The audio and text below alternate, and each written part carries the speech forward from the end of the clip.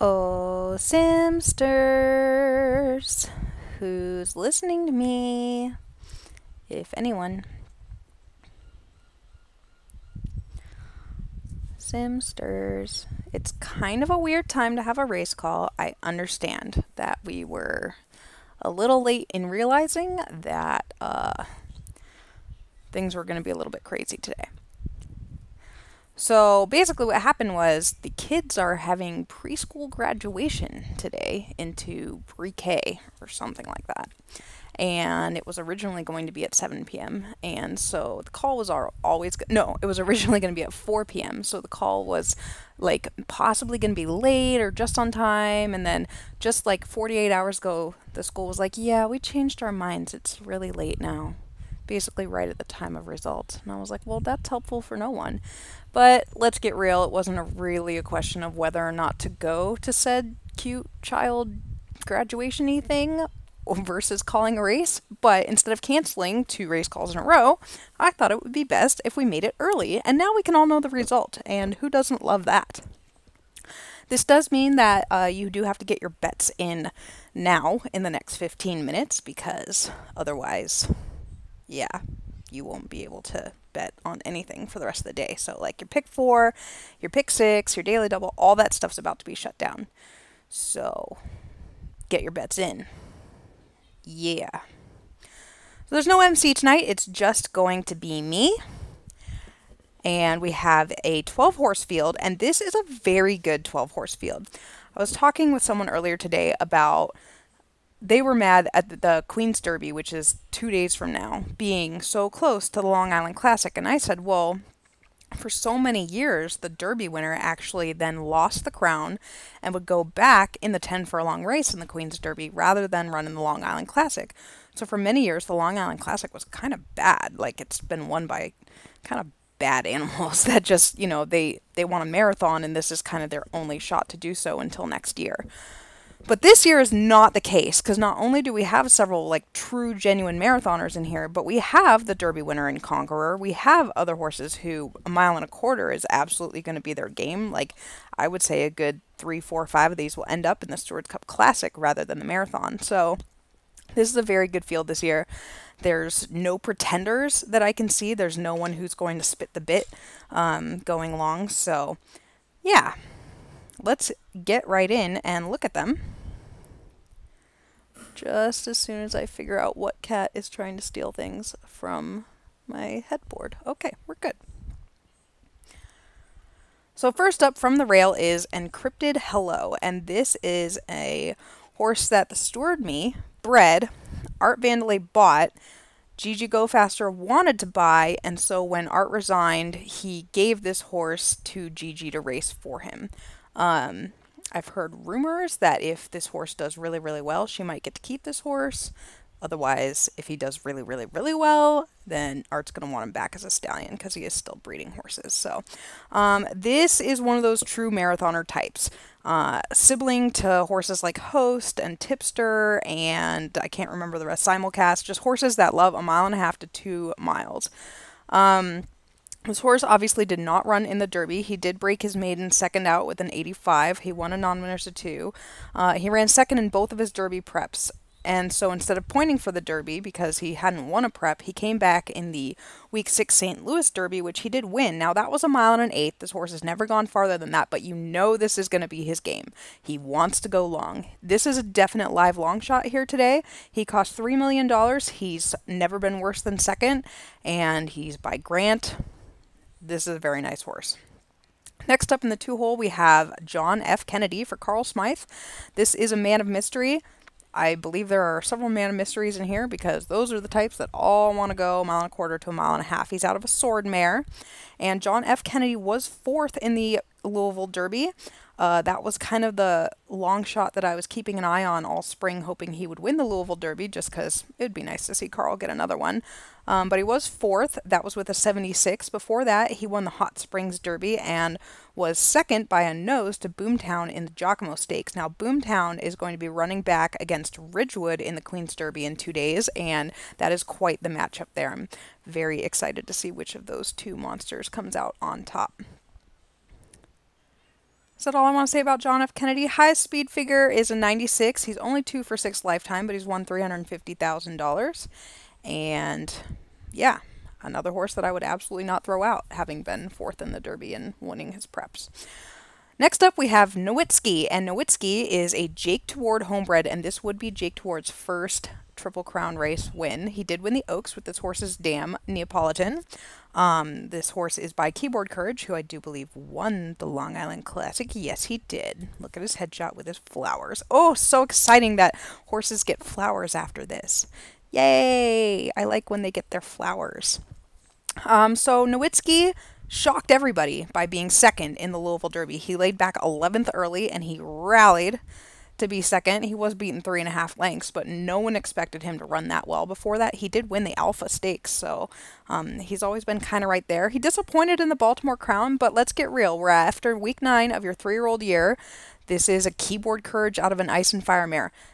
A mile and 3/16 is not going to cut it. This horse will probably never run shorter than a mile and a quarter ever again, as well he shouldn't, and I would not be surprised to see Jake Toward do it in here, and everyone will be shocked. Next up, we have Outlander. This is the horse that I believe it's Abe Froman famously told Danny Derby he was going to win the Triple Crown with. This son of Be Prepared was absolutely bred for this race alone. He ran horribly in the Louisville Derby. He was 11th, but before that, he did win both of his preps, including the Grade 1 New York, New York. He broke his maiden first out with a 96. Since then, he's kind of been up and down. Like, he lost his first stake. His second stake, he lost to Cosmo, who ended up winning the crown, and obviously is not here because he would have fallen over. But again, he did win both his preps, and Be Prepared won this race. So the dam is out of so the the third dam is Maryland Million. So you know distance is not going to be a problem today.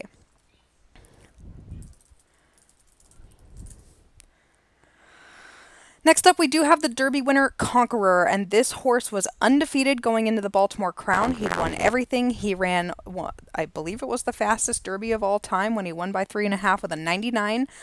Just ultra impressive that day. He's been ultra impressive his whole career.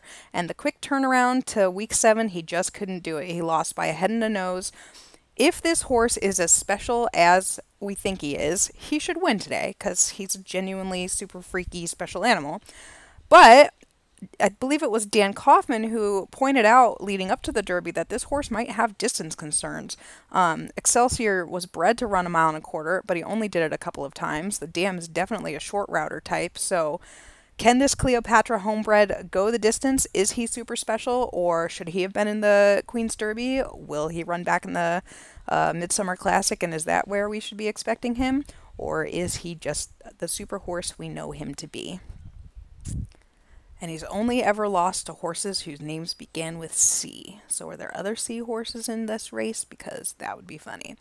All right, next up we do have Vector, and this is the second Art Vandelay horse in here that someone else is racing in this race. This one came out of the lease program. Vector is a man of mystery out of a Whirlpool mare, and this Whirlpool mare, I Whirl and Dance, is so nice. I am pretty much obsessed with this mare and kind of want to steal her if that ever, happens. When people text me, it's confusing. Okay, so Vector, who's named after the Despicable Me movies, in case anyone was wondering, broke the maiden first out with a 90. He did win his first Derby prep race this year. He was third in the Stewards Cup Juvenile last year, too.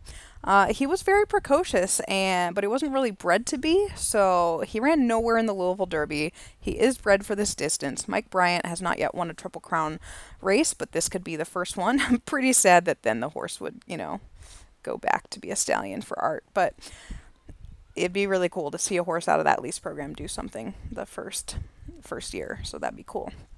Next up, we have $3.2 million purchase Hawk, and this horse was bred by the steward and is owned by Jack Meyer. He is named after my BFF's horsey that I need to remember to go feed on Sunday. Don't let me forget that. So Hawk broke his maiden first out, but only with an 86. I say only just because that's unusually low for this caliber of horse that gets to this point.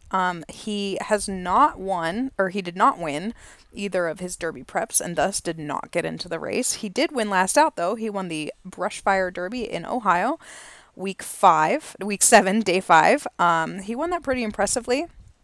But there are horses that have beaten him that are in this field that, like Outlander has beaten him and John F. Kennedy has beaten him.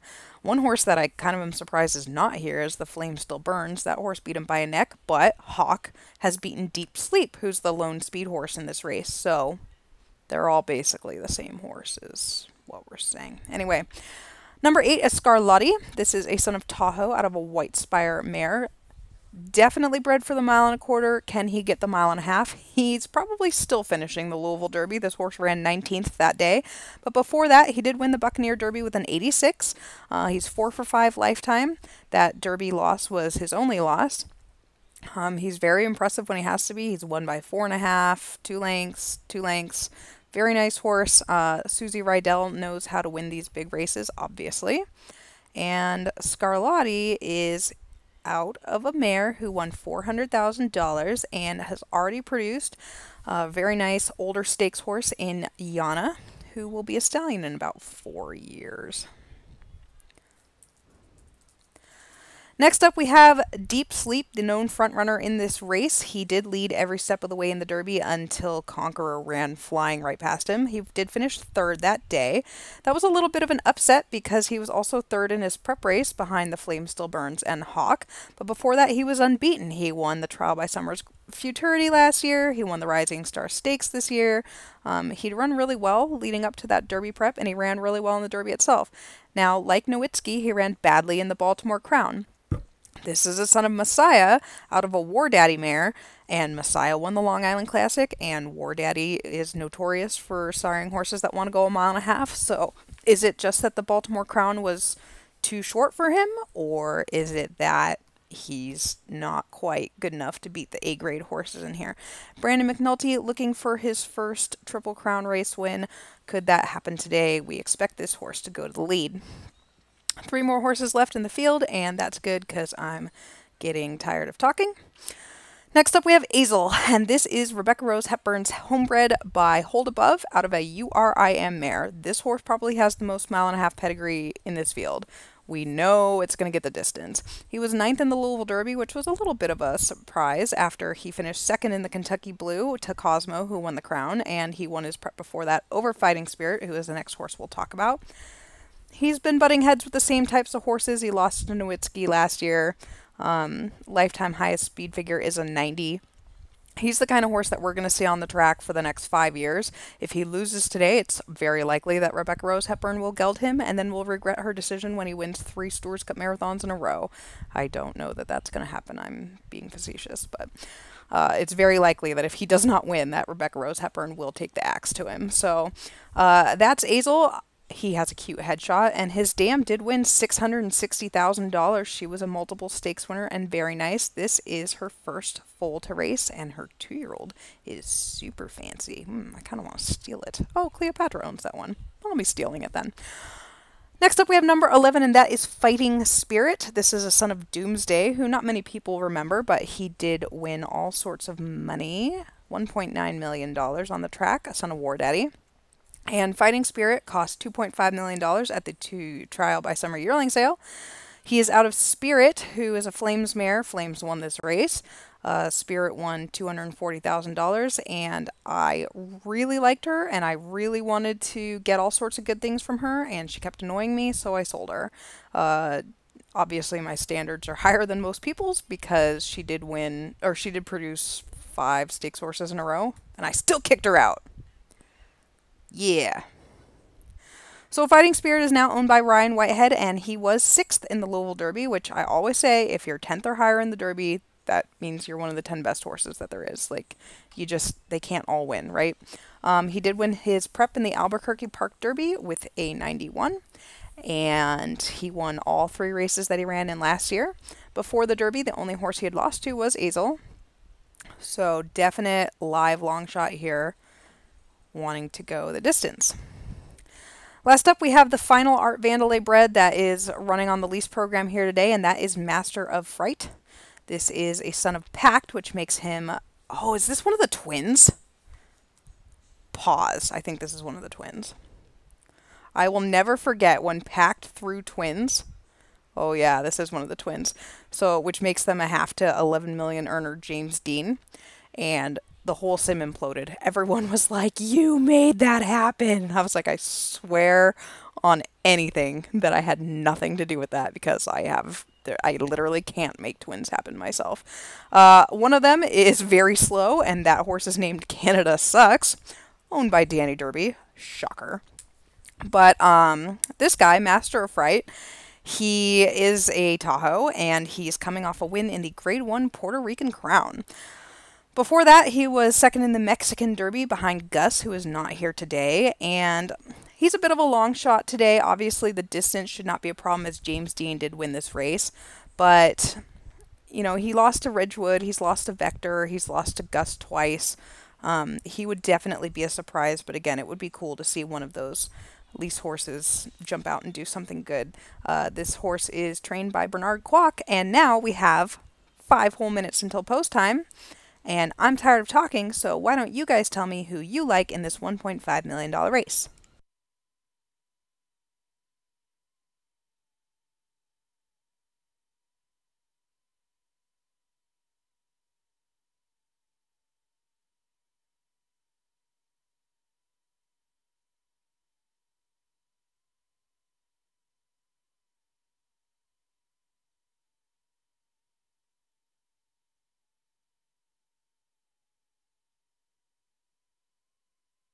Nobody's talking to me.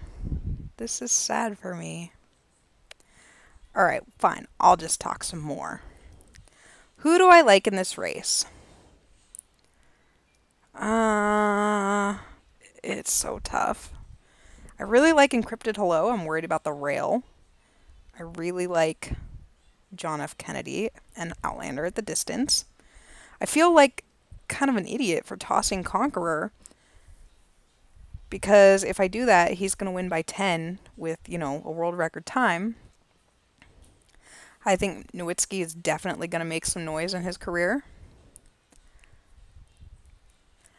And as is usual in these Triple Crown races, these are the future stallions. Know their names, learn them, because in 2 years, these are the horses we will be bombarding with mares, so...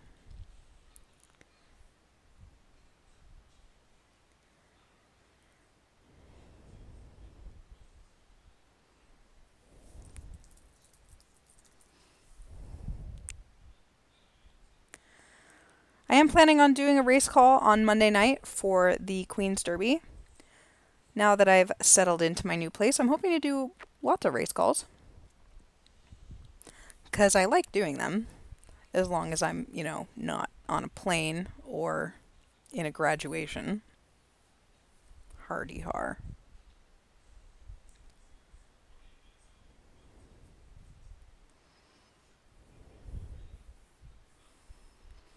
I forgot about the TCT tonight, huh?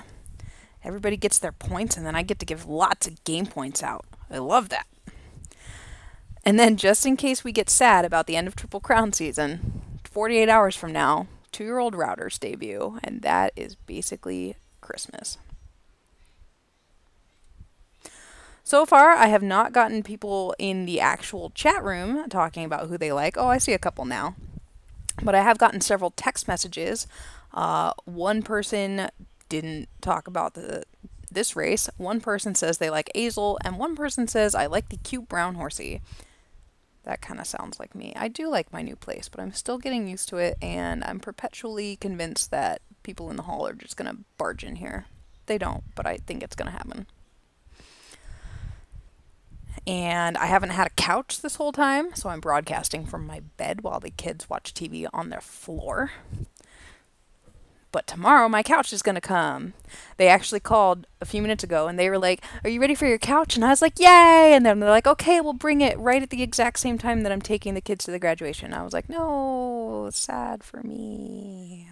So, yeah. I forget, Glenn, that there's probably a delay. So it was like a long time before I saw you guys message me what horses you liked.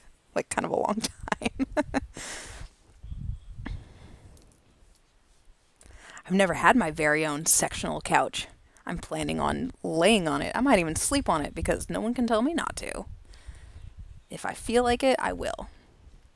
Only problem is that no one had fleas before coming to this place, but there's definitely been a flea problem. So today I bombed the whole house. I washed all 3 cats. They were not huge fans of that situation. Oh, yeah, they're still angry. And then I tried to blow dry the cats on the cool setting.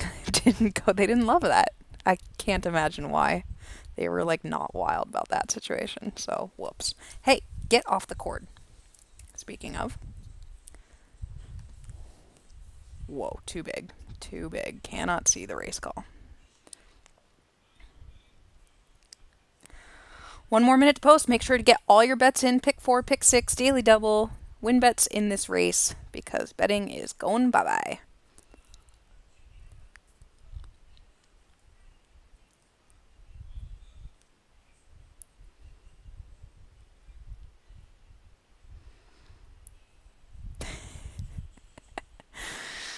The cats are fine. 2 of them are right next to me, and the third one's under the bed, but I have seen that she's breathing, so everything's good. I actually did not get hurt at all, but I did not have fans after that event, so. Alright, betting is turning off. If I can remember how to do that. It's been kind of a while since we did this kind of stuff. Okay, betting is off.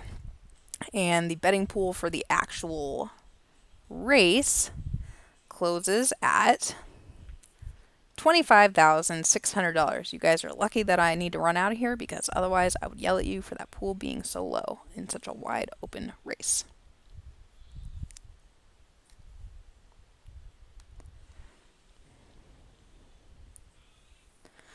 They're off in the 1.5 mile Long Island Classic, and Deep Sleep was 1 step slow from the gate, as was John F. Kennedy, and Conqueror had to take up off of them. Fighting Spirit off slowly too, so 4 horses out slow in a 12-horse field.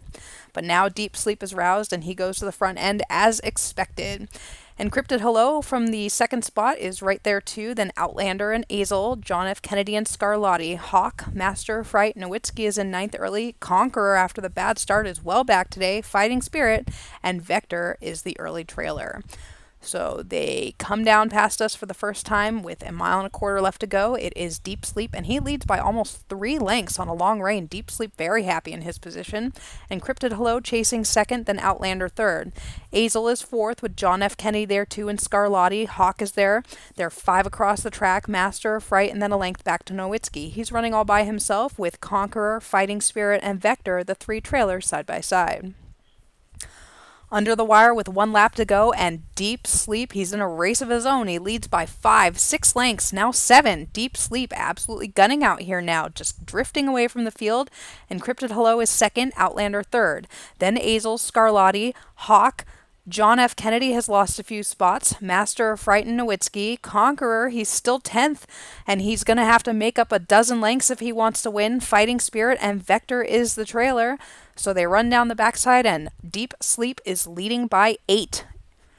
Deep Sleep getting away out here. Wake up, guys. Encrypted Hello is 2nd, 2 lengths in front of Outlander. Then comes Azel, Scarlatti, and Hawk. John F. Kennedy, Master, Fright, Nowitzki, and Conqueror. Fighting Spirit and Vector, they only have 1/2 mile left to go.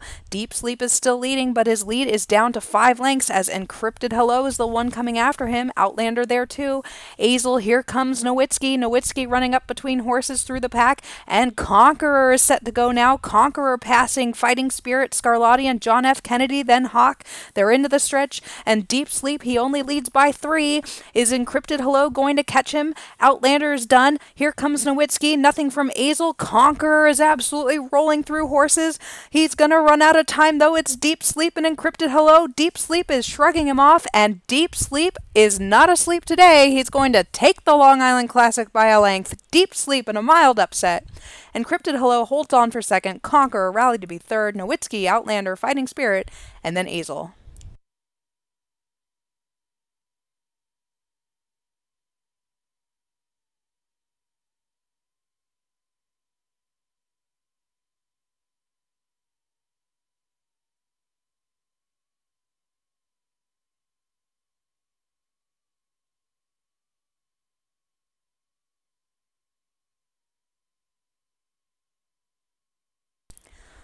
The official winner is Deep Sleep.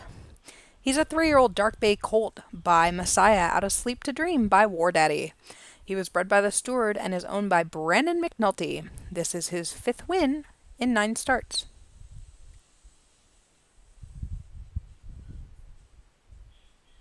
He cost $7 million. He hasn't made that back yet.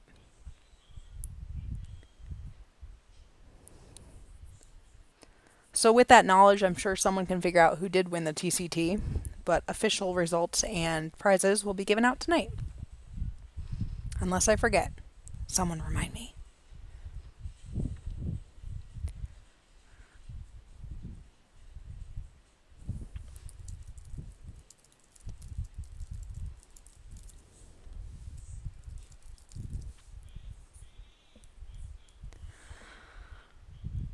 So we'll be back on Monday for the Queen's Derby, that battle between Boomtown and Ridgewood, and anyone else who may enter between now and then. But until then, I hope you guys have a great weekend, and someone let Brandon know, because he'll be excited, I think. Bye, guys.